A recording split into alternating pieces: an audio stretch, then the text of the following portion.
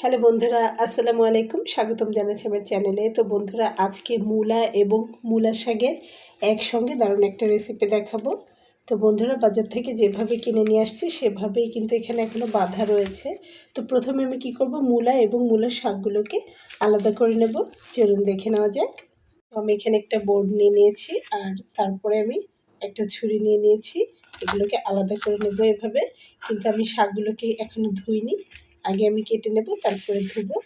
যখন আমার শাকগুলো এরকম আলাদা হয়ে যাবে, তখন এই যে মোটা অংশটা, এটাকে কিন্তু বাদ দিয়ে দিতে হবে। ঠিক এমন অবস্থাতে থাকতেই একদম এই পর্যন্ত বাদ দিয়ে নেব।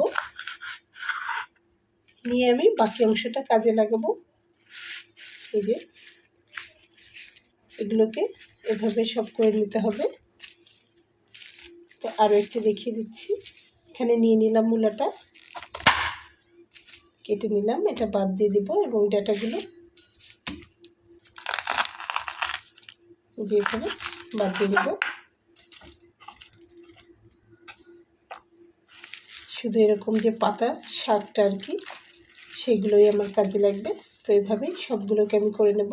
শাকগুলোকে ঠিক এইভাবে করে নেওয়ার পরে ডাঁটা থেকে শাকগুলোকে আলাদা করে নেব। এভাবে ধরে শুধুমাত্র শাকগুলো ছিঁড়ে নিলেই কিন্তু হয়ে যাবে। ঠিক এইভাবে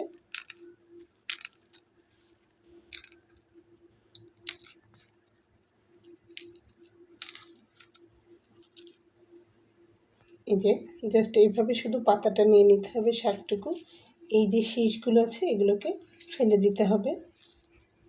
তো যারা জীবনে কখনোই মূলা খায়নি এবং মূলাটাকে পছন্দ করে না, এই রেসিপিটি কিন্তু সবাই খুব পছন্দ করবে। তো ঠিক এইভাবেই বেছে নেব।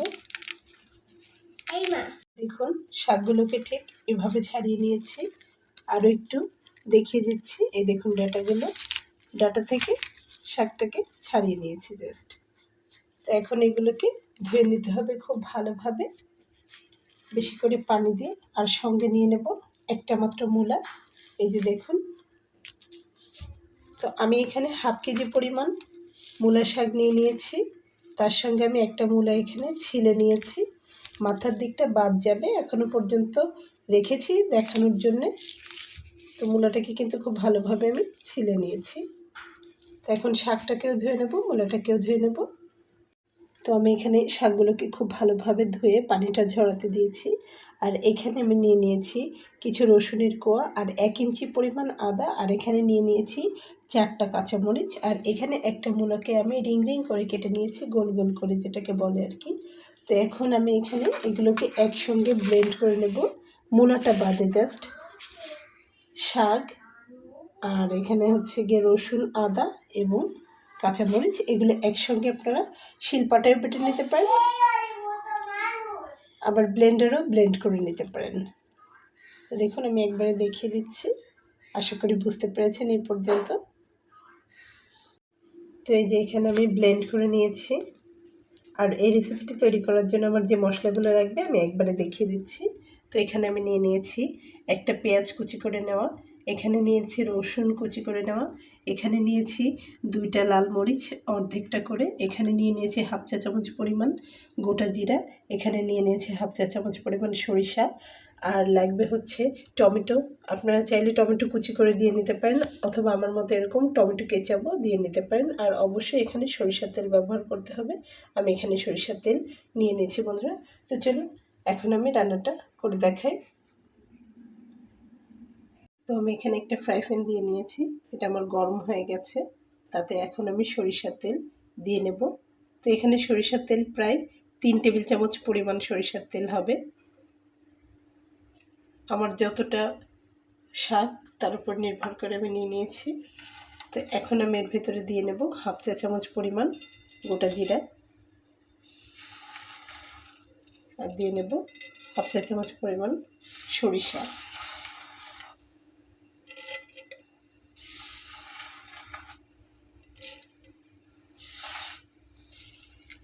আর দিয়ে নেব এখানে শুকনো মরিচটা।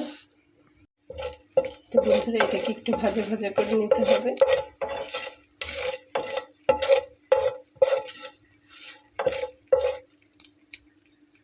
একটু একটু ভাজা ভাজা হয়ে আসলে তার ভিতরে আমি এখন দিয়ে নেব পেঁয়াজ কুচি করে নেওয়াটা, দিয়ে নেব রসুন কুচি করে নেওয়া,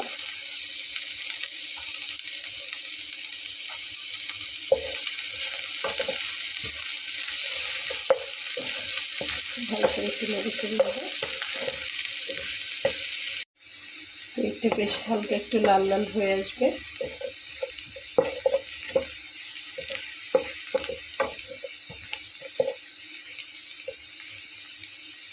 একটু লাল লাল হয়ে আসলে আমি এর ভেতরে মূলোগুলো দিয়ে নেব। যে মূলোগুলো আমি কেটে রেখেছিলাম এই পিসগুলো আমি এখন দিয়ে নেব।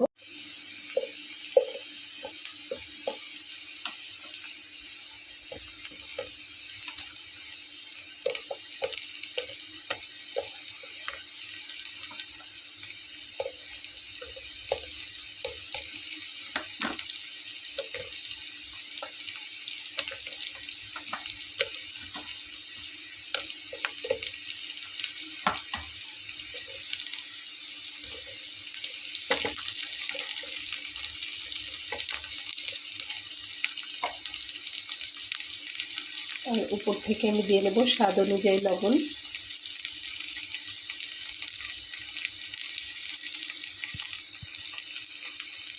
এবং দিয়ে নেব সামান্য একটু হলুদ।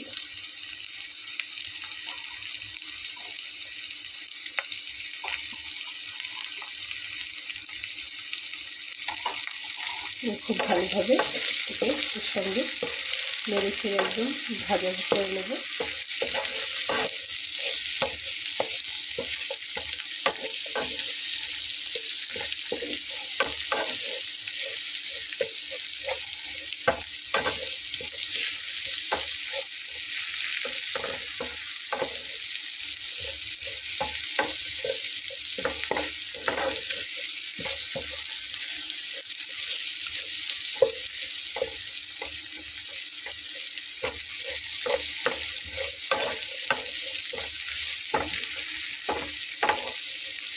বন্ধুরা খুব ভালোভাবে কয়েকবার নেড়ে চেড়ে নিয়ে এখন আমি এর উপরে দিয়ে নেব এই যে শাকটা।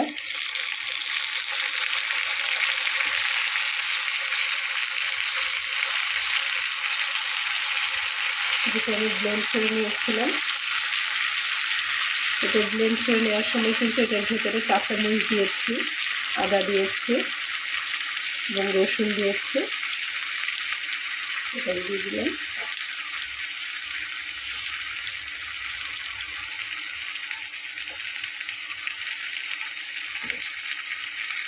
এরপর আমি দিয়ে নেব টমেটো কেচাপ,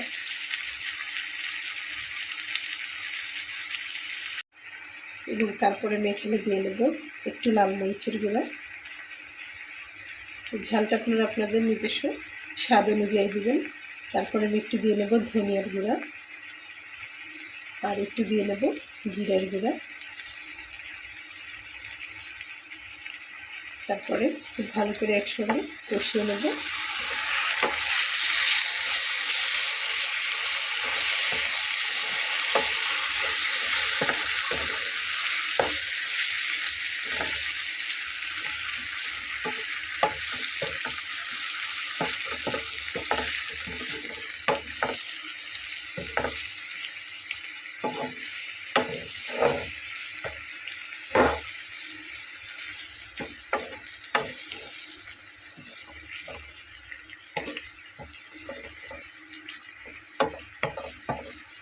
তো বন্ধুরা এটা একটু ঢাকনা দিয়ে ঢেকে দিয়ে কষিয়ে নেব। তো বন্ধুরা আপনারা কিন্তু চাইলে সামান্য একটু পানি ব্যবহার করতে পারেন ভিতরে যে মূলাটা রয়েছে সেটা সিদ্ধ হওয়ার জন্য। আমার শাকে যথেষ্ট পরিমাণ পানি বেরিয়েছে, তাই আমি আর কোনো পানি ব্যবহার করতে চাচ্ছি না। দেখি কতক্ষণ আর মূলাটা যেহেতু একটু ভেজে নিয়েছি হয়ে যাবে এই পানিতেই।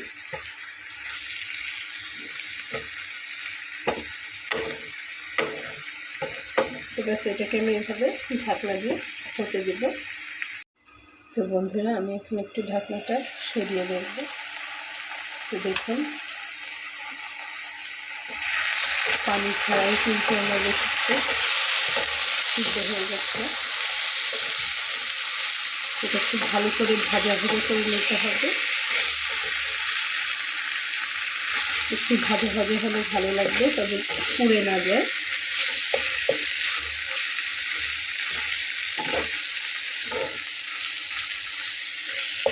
আমার কিন্তু মূলগুলো সিদ্ধ হয়ে গেছে।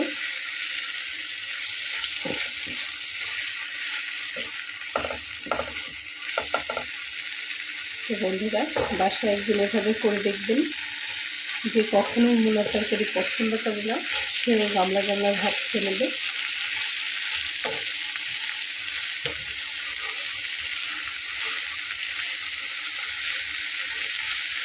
তাহলে আরেকটু ভাজা করে নেব। দেখুন আমার মূলাটা কেমন সিদ্ধ হয়েছে, একটু দেখিয়ে দিই।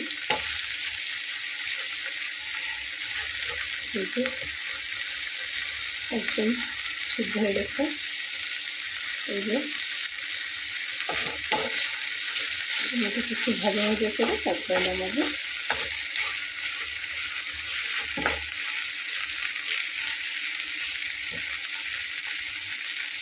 তো বন্ধুরা, দারুণ মজার এই রেসিপিটি কিন্তু আমার হয়ে গেছে। দেখুন এখানে আমি সাজিয়ে নেওয়ার জন্য মূলার মাথার দিক থেকে একটুখানি কেটে নিয়ে এগুলো ধুয়ে পরিষ্কার করে তারপরে এখানে নিয়ে নিয়েছি বন্ধুরা। এখনও ধোয়া উঠছে, এতটাই গরম। আর এখানে আমি কাঁচামরিচ দিয়ে সাজিয়ে নিয়েছি। তো আশা করছি বন্ধুরা রেসিপিটা আপনাদের ভালো লেগেছে। রেসিপিটি যদি আপনাদের ভালো লেগে থাকে তাহলে আমার এই ছোট্ট চ্যানেলটিকে সাবস্ক্রাইব করে সঙ্গে থেকে যাবেন। দেখা হবে পরবর্তীতে নতুন কোনো রেসিপি নিয়ে। সে পর্যন্ত ভালো থাকবেন। আল্লাহ হাফেজ বন্ধুরা।